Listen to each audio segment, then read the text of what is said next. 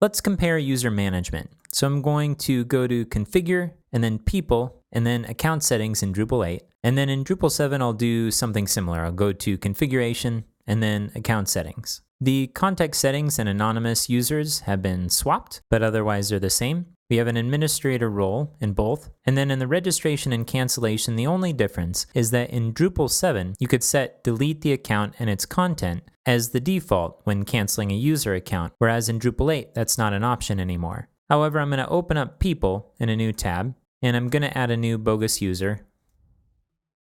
And I'll click Create New Account. And if I go back to People, here with bogus, I'm going to delete the user. So I'm going to edit, and then scroll down and click Cancel Account. And when I do, I have the option to delete the account and its content. It's just I can't enable this by default. This makes it more secure because we can always delete the content later, but if we delete it now, then it's potentially gone forever, and so we have to consciously choose it. I'm going to select it this go around and click Cancel Account. Now I'm going to go back to the account settings, and I'll scroll down on both sides.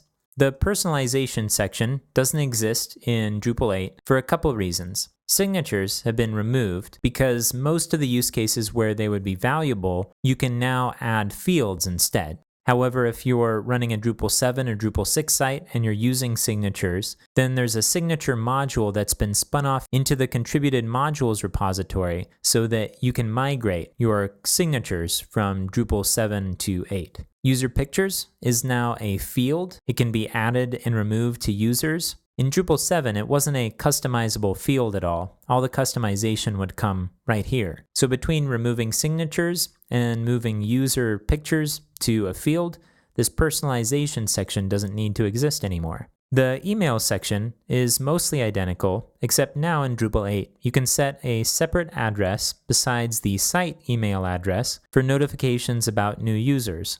Also, in the content of the emails, there's a new token that is user display name. In Drupal 7, this was username, and username is also available as user account name here. The display name, though, will display either the account username, or if there is no username, then it will display whatever the word is for anonymous users up here, which is kind of nice.